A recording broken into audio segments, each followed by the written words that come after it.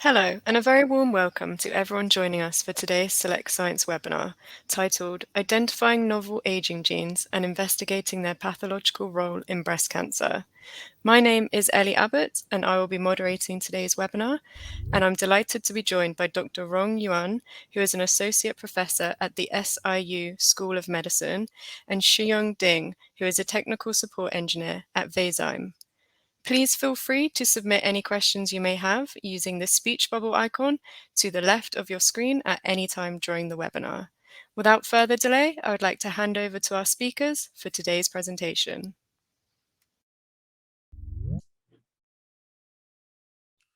Today, my talk is Genetic Studies Identify Novel Aging Genes and Investigate the Pathological Roles in Breast Cancer.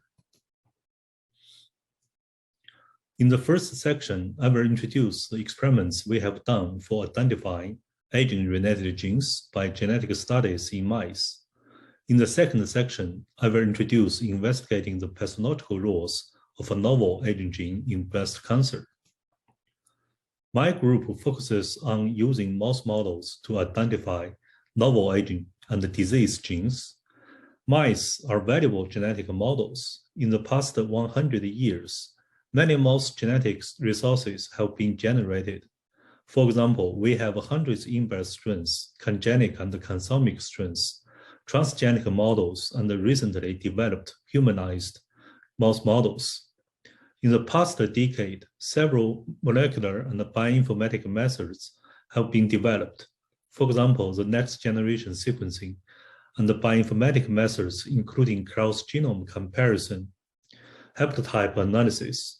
These methods improved our ability of identifying novel genetic mechanisms for aging and disease. Importantly, mice and humans have similar genome, sharing 99% of their genes. The similarity between human and mouse genomes makes it possible to combine human and mouse gene mapping studies to accelerate the identification of conserved genetic mechanisms. I'd like to use this slide to introduce a classic gene mapping method, quantitative trait loci analysis. If you are interested in one phenotype and you can find two mouse strains are significantly different in this phenotype, to identify the genes that may regulate this phenotype, first, you need to identify a group of gene markers that could distinguish these two strains. Then crossing these two strains to generate F1 mice. In the F1 mice at all genetic loci, the genotype is heterozygous. Crossing F1 mice to generate F2 mice. At all loci, there are three potential phenotypes, two homozygous of the parental strains and the heterozygous. In the F2 population, across the genome, you can calculate the association between phenotype and genotypes, and calculate the p-value for this association. This figure shows a typical result of a QTL analysis. The peaks are the genetic loci that have the most significant association between the genotype and the phenotype. You can further calculate the confidence interval of the QTL. If you are lucky, the genes that associate the phenotype should locate in these regions. The whole genome mapping methods, including GWAS and QTL analysis, these methods are hypothesis independent that allow us to identify new mechanisms. More important, mouse and human mapping could collaborate to accelerate the identification of the gene. This is not only because human and mouse share 99% of their genes, but also the gene arrangements on the chromosome are similar. For example, in the middle is the human chromosome 6. You may find the human chromosome 6 piece by piece on mouse chromosomes. This is called synteny. If you find the QTL for a given phenotype in a syntenic region of two different species, this is a strong evidence suggests that the same gene regulates the phenotype in both species. Since the 1980s, using lifespan as the biomarker for aging, several groups, including my group, have identified a group of QTL for mouse longevity. These bars in the different colors indicate the QTL identified by different studies. The black dots in the bars are the peaks of the QTL, and the bars indicates the confidence interval of the QTL. The human GWAS analysis of Framingham study led by Dr. Mirabito also identified a group of human longevity QTL. We found the synthetic regions of this human longevity QTL and put them on the mouse genome map. Surprisingly, 8 of 10 human longevity QTL co-localize with the mouse longevity QTL, suggesting that human and the mouse may share some common genetic mechanisms that regulate longevity. This sounds very promising that we can use mouse QTL methods, combine human GWAS results to identify novel genes that regulate aging. However, the truth is, so far, none of the aging genetic mechanisms has been identified by using this approach. The reason is obvious.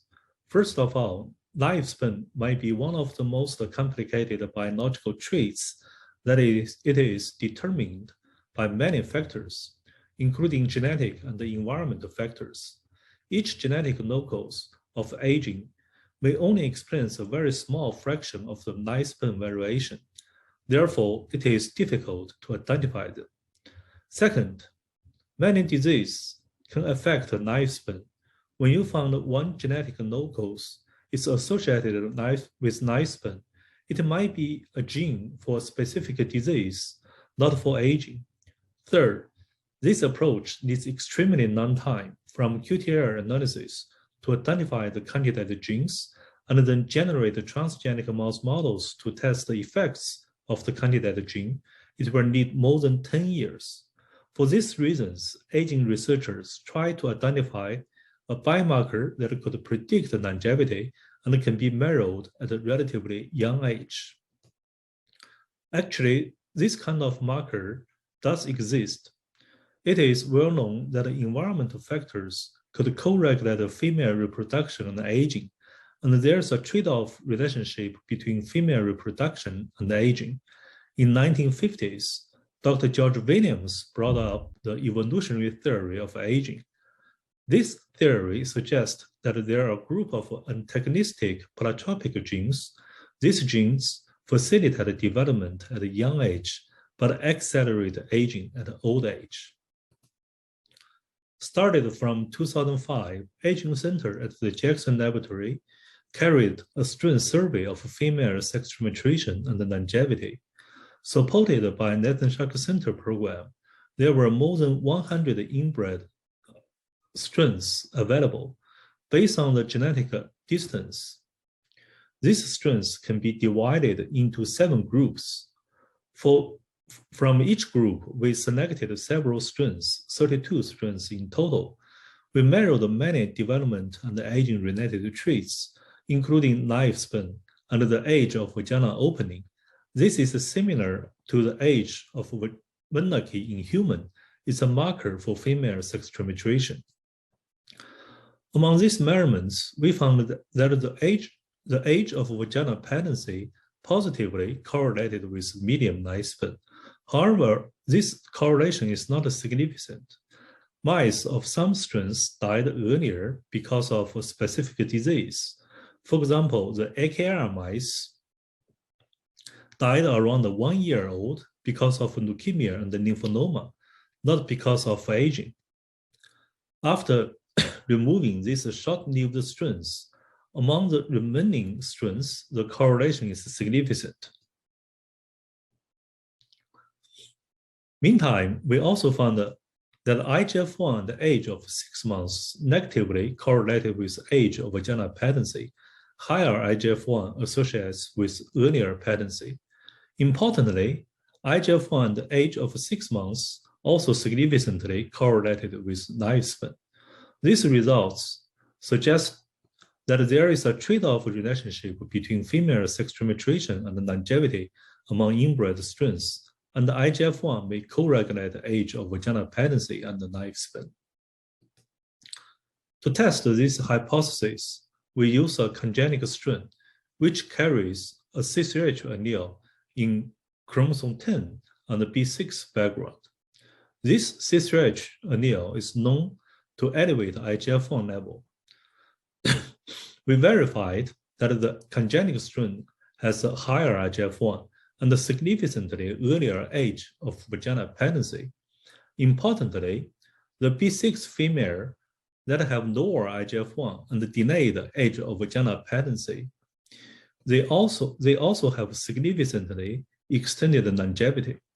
These results suggest that IGF-1 and female sexual maturation might be used as biomarkers for studying aging and lifespan. We did several gene mapping studies using IGF-1 and female sexual maturation as biomarker. This table shows the circulating IGF-1 level of inbred strains. The left column is the strain name and the mean value and standard errors and the number of the sample size. The strain names connected with different letters indicated the significant difference between the strains. Based on this result, we selected two strains, KK and PL, to carry out QTR analysis. We first generated F1 mice.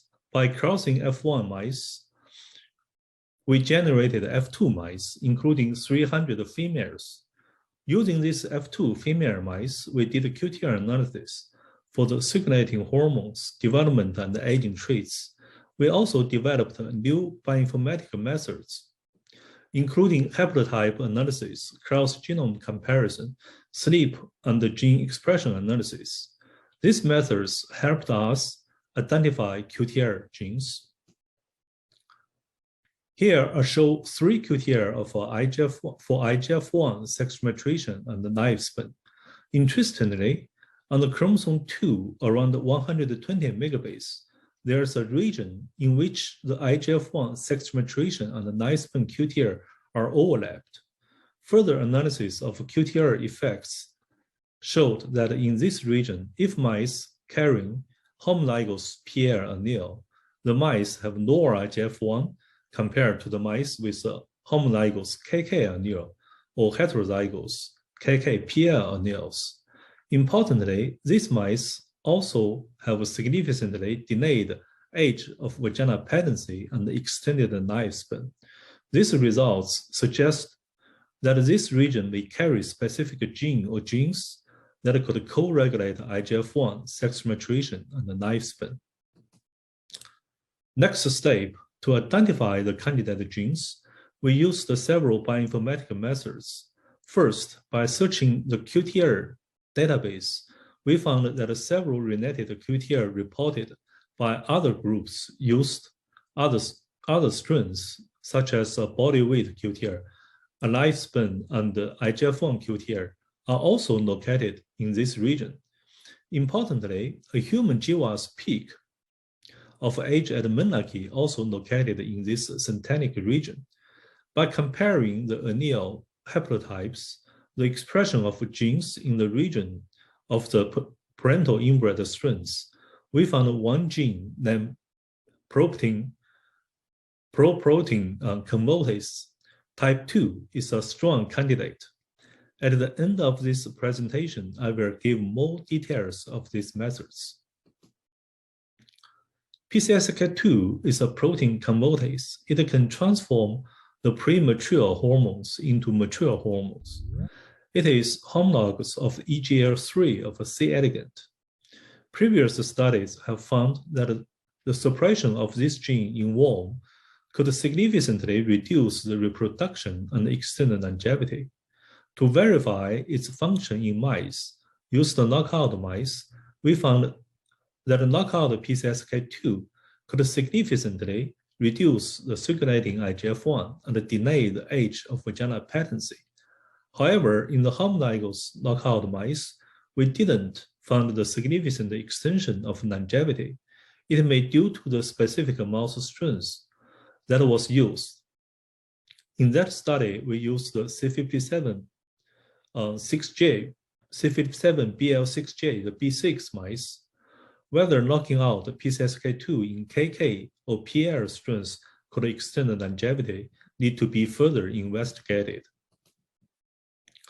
In the following slides, I'm going to introduce another experiment in which we use the age of vaginal patency as the biomarker for aging study. This is the strain survey data of the vaginal patency. As you can see, there's a dramatic variation of vaginal patency among inbred strains. The earliest age of vaginal opening is found in the NON mice at 25 days. The latest was found in the PWD mice at 43 days. This is more than 70% delay. Using these results, we carry out a genome-wide association study for the age of vaginal patency and identified 3 significant QTL. Using the bioinformatic methods, we successfully identified several candidate genes. The gene on chromosome 16, the nuclear receptor interacting protein 1, NRIP1, is particularly interesting.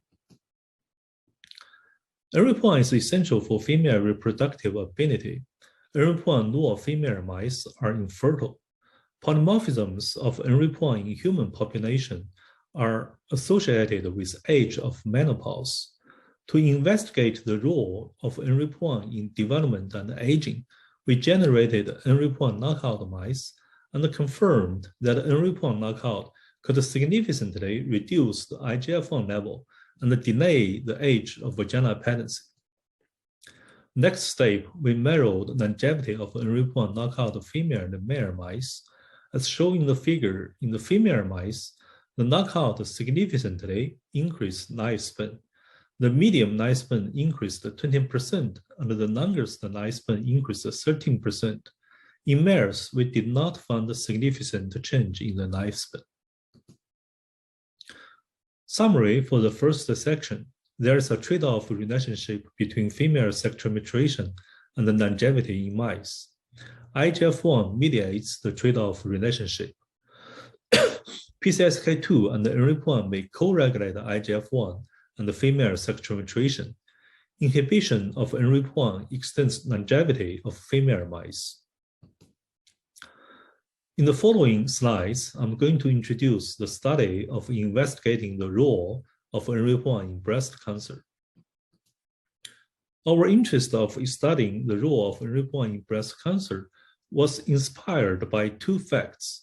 First, in human population, many studies have suggested that the earlier age of menarche is associated with increased risks of breast cancer.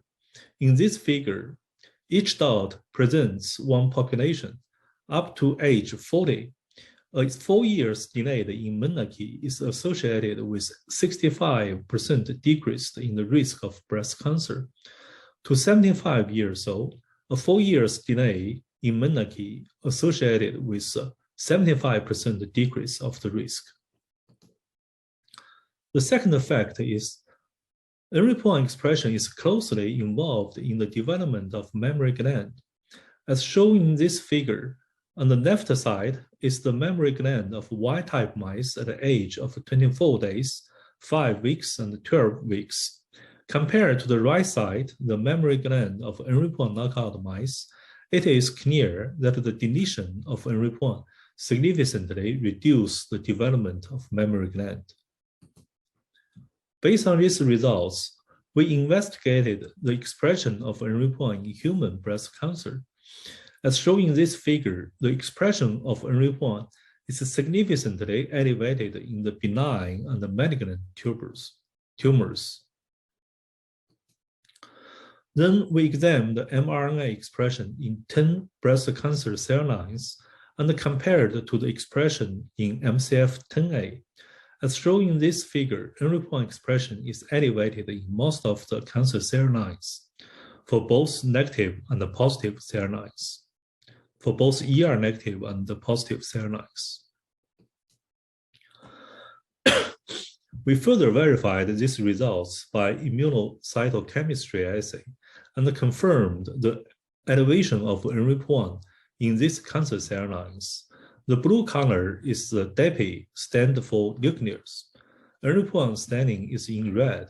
Compared to the immortalized epithelial cell MCF10A, the breast cancer cell lines have significantly increased the expression of NRP1. Next step, we did an in vivo study. We gave mice DMBA, a tumorigenic chemical, and found it could upregulate the expression of NRP1 in breast tissue. In wild-type mice fed with the DMBA for 10 months were induced cancers in 80% of the mice, while in the NRP1 knockout mice, after 10 months, only about 15 of the mice found tumors. To further understand the mechanism of NRP1 regulates breast cancer, we also did some experiments of the cancer microenvironment and found that NRP1 may also be involved in regulating cell senescence.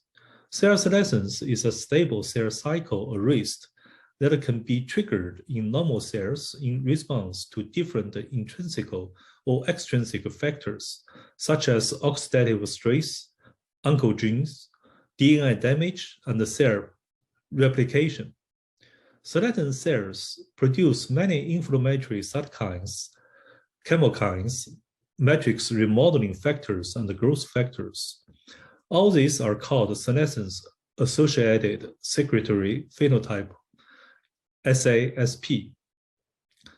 SASP is now considered as one of the major factors that accelerate aging and induce aging-related disease and facilitates such as diabetes, cardiovascular disease, and the reduced ability of tissue repair during aging. In general, SASP increases the inflammation status. Its effect on immune function is complicated. On one hand, it could upregulate the immune function by increasing the inflammation. On the other hand, it has been reported that SASP could upregulate the suppressive myeloid cells and their ability to inhibit the function of anti-tumor T cells. By this way, the accumulation of senescent cells in microenvironment may have an important impact on the breast cancer development. In the following slides, we will discuss the effect of deleting NRP1 on the stromal cells and the potential effects on the breast cancer. We use the senescence-associated beta-Gale staining to detect the senescent cells. In the cell culture at day 5, in the stromal vascular fraction cells of both wild-type and NRP1 knockout mice, no senescent cells was detected. From day 7 to day 9 and day 11, the wild-type SBF have significantly increased the senescent cells than that of NRP1 knockout SBF cells. To verify the senescence phenotype, we carry out an assay of a cumulative population doubling level. In this assay, the cell population doubling ability was calculated. It specifically tests the replicative senescence. As shown in this figure, NRP1 deletion significantly increased the doubling level, indicating the suppression of cell senescence. Gene expression analysis found that senescence-related genes, such as P16, P21, and P53, were reduced in NRP1 knockout cells, and the decrease in P53, P21 was significant. Meantime, the pro-inflammation cytokines IL-6 and IL-1 beta were also significantly reduced. Western blot shows the mTOR and the phosphorylated mTOR were significantly reduced. The mTOR activity promotes the cell proliferation and also accelerates the cell senescence. The reduction in mTOR of the NRP1 knockout SBF cells may be related to the reduced proliferation and the suppressed senescence. Similar to what we have seen in the MCF7 cells, the P65 NF-kappa B expression and the phosphorylated P65 were also reduced. This might be related to the reduction in the inflammation cytokines. Summary for the section 2. NRP1 expression regulates the development of breast tissue. NRP1 expression is elevated in the breast cancer. Suppression of NRP1 may delay the stromal cell senescence. Suppression of NRP1 inhibits the initiation and the growth of breast cancer. In the following 2 slides, I would like to discuss the potential use of the next generation sequencing and the single-cell sequencing in my research. In the previous slide, I introduced the identification of PCSK2 as a candidate gene for regulating female sexual maturation. Here are some more details. First, by cross-genome comparison, we found that a human GWAS peak of sexual maturation is overlapped with the QTL of age of vaginal patency identified in our KK-PLF2 mice. This region is about 14 megabase and contains 21 genes. By comparing the haplotypes of the parental strands, we further narrow down the region to 1.1 megabase. In this region, there are 14 candidate genes. Then we compared the SNPs of the parental strands and the expression of the candidate genes in the parental strands. By these methods, we further narrow down the list candidates to A genes. By the function analysis, we found the PCSK2 is the strongest candidate gene. Haplotype analysis, SNP, and the gene expression analysis are the most time-consuming steps. By using the next generation sequencing this method, we can complete the sequence expression and RNA splicing analysis in one step. Therefore, it will greatly accelerate the process of identifying the QTL gene. In the breast cancer research, I believe the single-cell sequencing will be a very powerful tool for my study. As we know, breast tumor consists phenotypically different cell populations, such as luminal A, B, HER2 positive, and triple negative breast cancer cells. It may also contain the drug resistance and the drug sensitive cancer cells. In the microenvironment, it also contains many different types of cells, such as the lymphocytes, mesenchymal cells.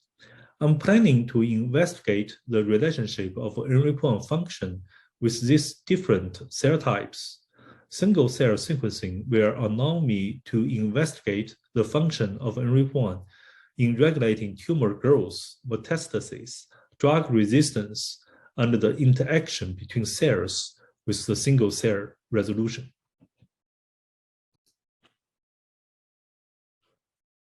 This is all for today. At the end, I would like to appreciate my collaborators in the Jackson Lab and the SIU, as well as the members in my group. Our study is funded by NIA National Center, Edison Medical Foundation, School of Medicine at SIU internal funds, as well as William McHenry Foundation. Thank you for your attention.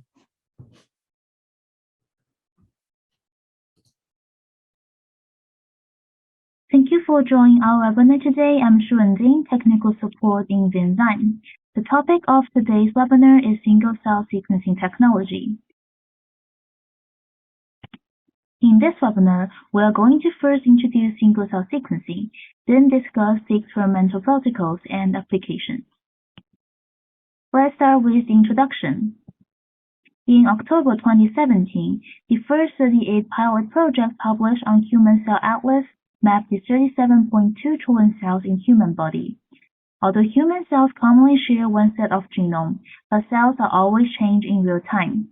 The human cell map drawn by sequencing data can help us understand the types of regulations within cells, between cells, and the molecular mechanisms of differentiation and responses among tissues.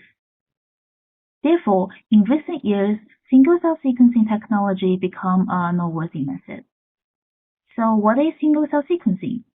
Single-cell sequencing refers to the amplification and sequencing on DNA or RNA from one single cell. Usually, it can be classified into single-cell whole genome and single-cell transcriptome sequencing. So why do we need single-cell sequencing and why it is so important? Single-cell sequencing technology could analyze samples at single-cell level and is more suitable for the study of microvolume samples. It solves the scientific research difficulties of dealing with rare, low-study materials and the difficulties to obtain information on the heterogeneity of single cells from tissue samples. So this technology could be applied in various research fields, including pre-implantation genetic screening, circulation tumor cells detection, and nerve stem cells analyzation, etc. Moving on to part 2. In this part, I'm going to introduce the experimental protocols of single-cell whole genome and single-cell transcriptome sequencing. The experimental workflow has 3 major steps: single-cell dissociation, single-cell genome or transcriptome amplification, library construction, quality control, and sequencing. Let's begin with the first step, single-cell dissociation. Usually, we need to choose different single-cell dissociation plans or protocols depending on different cell types. Most of the time, we could easily find this information on website protocols.io. Usually, single-cell samples can be dissociated by using the following methods, such as serial dilution, micromanipulation, or laser capture microdissection to isolate cells under a microscope, flow cytometry to sort cells in the same type based on the markers on cell surface, and microfluidic chip, which is able to select cells by chip channel. After dissociation, cells need to be amplified. Let's first look at single-cell whole genome amplification method.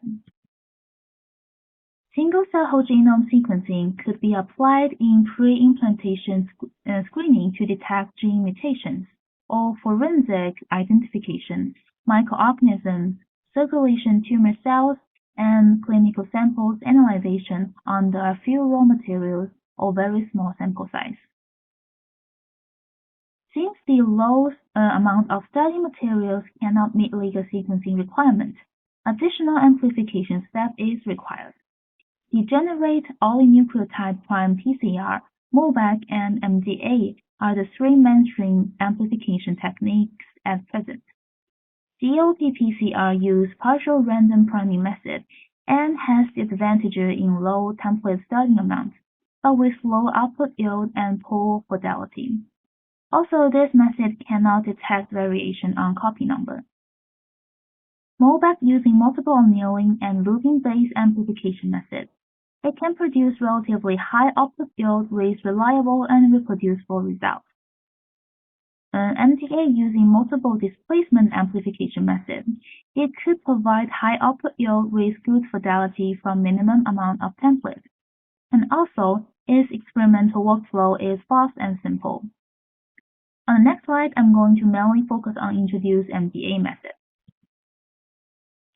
Instead of PCR amplification, MDA rely on strand displacement amplification using 529 DNA polymerase to amplify genomic DNA at a constant temperature. Vazyme discovery, a single-cell whole genome amplification kit using MDA method is applicable for unbiased whole genome amplification in about 2 hours. The size of amplified products are between 2 to 100 kb, with an average length greater than 20 kb. The qPCR primer uniformity is also great according to the quality control reports. Then about single-cell whole transcriptome amplification. It was first published in 2009. In 2012, SmallSeq technology appeared, and it is able to detect full-length mRNA transcripts, but it has certain limitations. For example, it cannot efficiently transcribe sequences over 4 kb. So SmallSeq 2 technology appears in 2014. optimized the original SmartSeq technology and become the most widely used technique at present. After that, in 2015, high-throughput dropseq technology appeared, and then 10 times genomic also appeared. As a cutting-edge technology, single-cell sequencing method was listed as one of the most noteworthy fields in journal Nature Method and Science. The major difficulties in single-cell transcriptome sequencing is still the low nucleic acid input amount. Single-cell total RNA is about 10 picograms, and 95% of them are ribosomal RNA. mRNA only take up 1 to 3%. Regular transcriptome sequencing requires at least 10 nanogram RNA, which is about 1,000 cells. But in single-cell sequencing, due to the extremely low nucleic acid input amount, we need million-fold amplification. So it is very important to choose suitable amplification method to overcome PCR bias. As mentioned above, SmartSeq2 is the most widely used technology in transcriptome amplification. Its reverse transcription primer oligo DT is basically V and M bases added to the end of oligo DT primer. So during reverse transcription, this primer can attach to the 3' poly-A tau to avoid the reverse transcription of poly-A tau. Then MMLV reverse transcriptase can recognize the cap structure at 5' end and synthesize full-length cDNA. After complete reverse transcription, the MMLV enzyme will add several additional C bases at 3' end of the new synthesized cDNA. Then TS oligo primer will be added and let MMLV enzyme continue to act as polymerase to get double-strand cDNA. Vazyme mRNA amplification kits are based on the SmartSeq2 method and can be used to amplify double-strand cDNA for PCR or downstream RNA library preparation. The single-cell transcriptome amplification method is applicable for different types of cells from various species. For example, different human cancer cells, mouse nerve cells, zebrafish, rice, etc.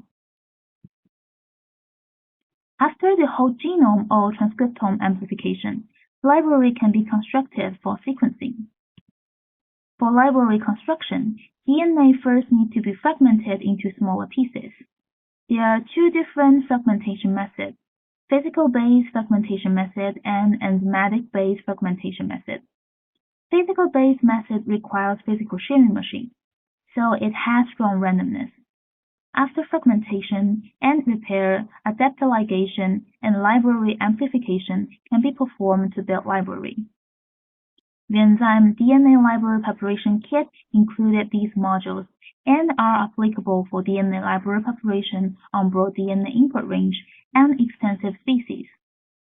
In addition, Kit ND608 has additional DNA damage repairing module, which is specifically designed for FFPE samples to reduce false positive rate and increase sequencing quality.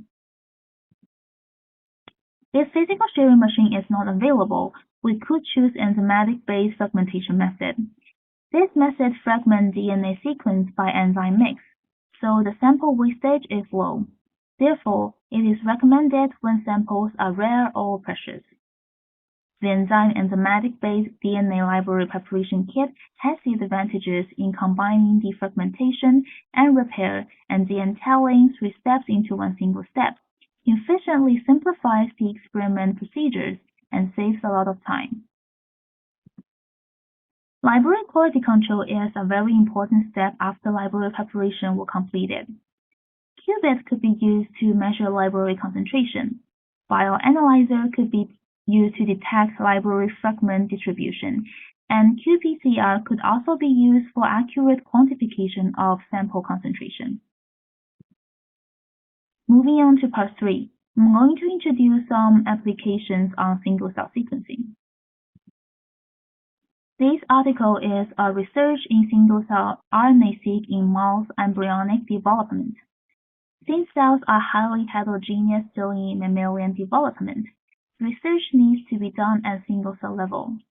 This research used single-cell RNA-seq technology to sequence more than 2 million cells, detected more than 500 cell types, and systematically mapped the cell differentiation pathway and the change in gene expression. These information are very important for embryonic development study and organ formation in mammals, including humans. Single-cell sequencing technology is also significant in the study of tumor immune systems. For example, the functional state of T cells.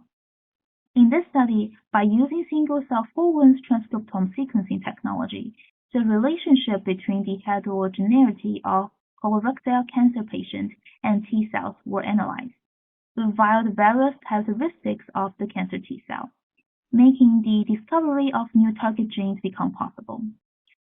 So far, it is the most comprehensive and novel single-cell study on T cells in tumor microenvironment in the world. That's all. Thank you for your attention. Thank you both for that interesting presentation. It's now time to move on to the Q&A part of this session. And as a quick reminder, please feel free to continue asking questions using the tab to the left of your screen. You can simply hover over to the purple speech bubble icon and then click to ask your question. So our first question for today is, could you please give more details of how to use single-cell sequencing to study the senescent cells in breast cancer? Okay, I think this question is for me. Yes, please. Wrong. Okay, in the stromal cells of breast tumor, some of them might be senescent. We are investigating the role of enriquinone in senescence. Using the senescent markers, for example, the P16, P21, we may use the single-cell sequencing to examine the expression of enriquinone to investigate the relationship between enriquinone and the senescence.